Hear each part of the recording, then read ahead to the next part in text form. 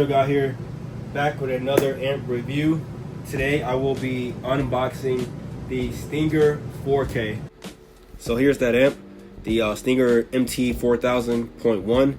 I am running this amp currently in my truck. I was going to run two Hi-Fi Vector 3Ks in my truck, but due to space limitations and power numbers that I did want, I could not fit two of these amps in my truck. So I did decide to sell these two amps, the two Hi-Fi Vector 3Ks, and I stuck with just running one Stinger Audio 4K.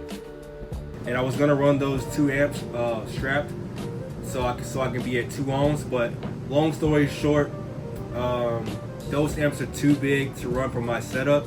I physically don't have enough space in my Ford Raptor. I have an amp rack going on the back wall.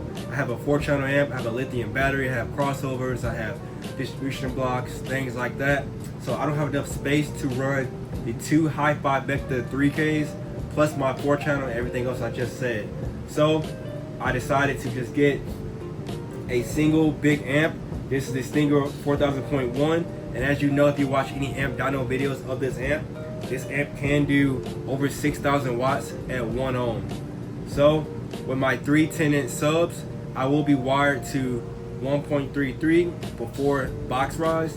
They pretty much, I bought it in the middle of the night. I was up thinking about my setup, and I ended up buying this amp in the middle of the night, like 3 in the morning. So pretty much how that goes with me. I was up thinking really deeply on like what I want to do with my setup, the space I had, everything like that. So I ended up buying this amp because I watched a lot of reviews on it, and for the money, I think it's hard to beat. And I did want to have a matching brand amp, so I do have a look at my videos. I do have a video review of the Audio Control Big Epic 4-channel amp. So that is, if you don't know, Audio Control and Stinger are kind of pretty much the same company.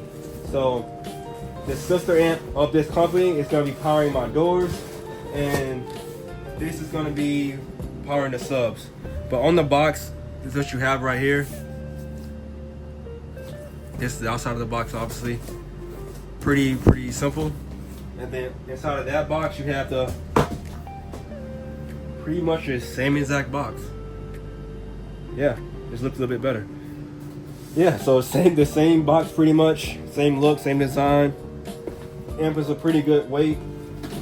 We're gonna open it up. You do get your spec sheet. So right there you see it says 4,800 watts at 1 ohm. It's pretty much lying. If you watch any video of this amp on an actual dyno, it does way more than that. At 1 ohm, this thing does over 6,000 watts. So yeah, they're lying in a good way on this burst sheet. So good job, Stinger, on that.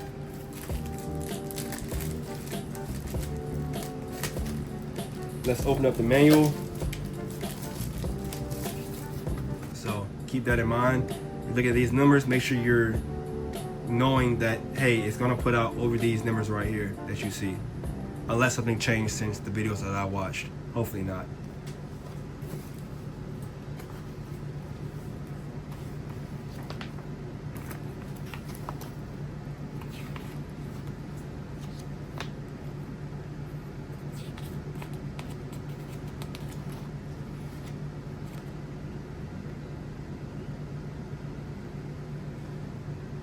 Dynamic power, 1 ohm, 7,000 watt plus. Whew. Yeah, this thing can put some power out. All right, that's the manual. Comes with this system tuning sheet, troubleshooting steps. Go, first look.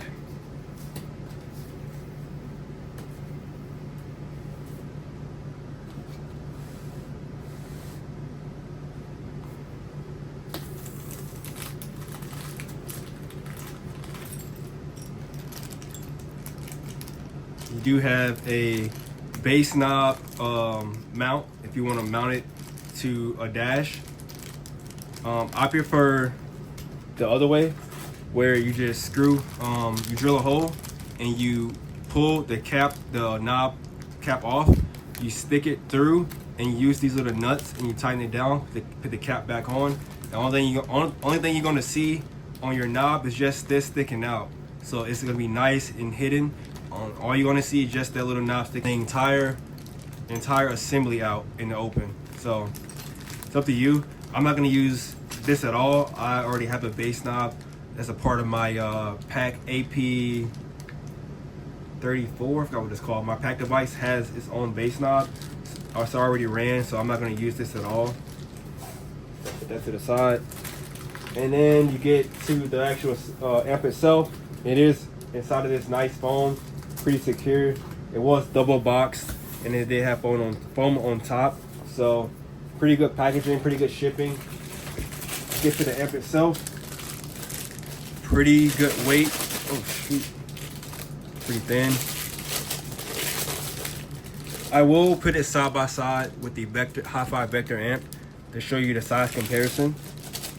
This amp is definitely a lot slimmer width-wise, but it definitely is longer. No diddy. So get it open.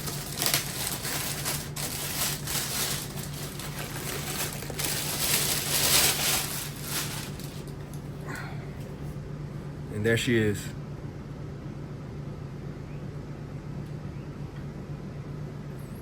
Longest amp I've ever had. Has the dual inputs for power and ground. I love this amp because they put the power and ground on the same sides. So you got 2 powers, 2 grounds. A lot of amp manufacturers, they will put a power. When is an amp like this that puts a lot of power, you will a lot of times see amps that have the power and ground on the same side, and then power and ground on the same side, causing you have to mix the wires up. You can mess around and not pay attention, do it wrong. Looks wise, wiring wise, it's better this way, a lot cleaner when you can have 2 powers and 2 negatives, and then your remote, you know, no confusion. It's pretty straightforward. These are pretty good size holes. They're definitely 0 gauge for sure. They will fit any 1/0 wire, 0 gauge wire, how you want to say it. The heatsink is pretty not much of a heatsink on this amp, to be honest, compared to the Hi-Fi Vector amp. But it does have vents right here. It does have vents on the bottom, so make sure if you mount this amp somewhere, you pretty much put little spaces on the bottom. Let me spit it out. Spaces on the bottom to make sure that it gets proper ventilation. So on this side, you do have Tiffany style connectors, and one thing I do see, this one looks a little bit lower than this one. I'm sure you see that on camera, but the RCA is a little bit higher than the left. Yeah, definitely is. Yep, definitely is. I mean, for the price, you're gonna see little mistakes like that. As long as this thing works, I'm cool with it. Besides that, everything else looks pretty good. Everything's lined up. Got your power, and you do have a clip light. So when you're tuning, it's gonna help you to tune this because it does have a clip light. So if you're turning the gain up too high, it's gonna blink, and you're gonna know that to turn it down a notch. Your positive and negatives also on the same side, so that's cool. You have 2 positives, 2 negatives. This is a mono amp, and if you don't know what that is, basically, no matter how you hook this up, it's only 1 channel. So it's 1 channel. So you could put a positive over here, a negative on this one. It's gonna be the same power. You put a positive on this one, negative on that one. Put 2 negatives in, 2 positives in. It doesn't matter. It's gonna do the same exact thing. These are basically the same exact outputs. They're just connected internally. So don't see this as like, oh, this is power and that's power, and if I split those, gonna split the power. No, it's all the same thing. All right. So some nice venting right there on this side too.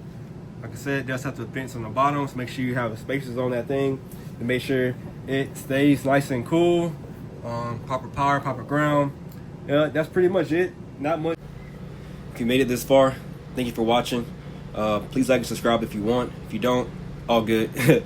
But this video right here that you're seeing is a clip from the actual build process of me installing amplifiers and the entire system to my truck. I will be posting that full video here soon of the actual build. But if you haven't seen a video of the actual review of the finished product, that is on my channel, so please check that out. You can see the actual build in action. But like I said, the actual build video will be coming soon. Thank you guys. Have a blessed day.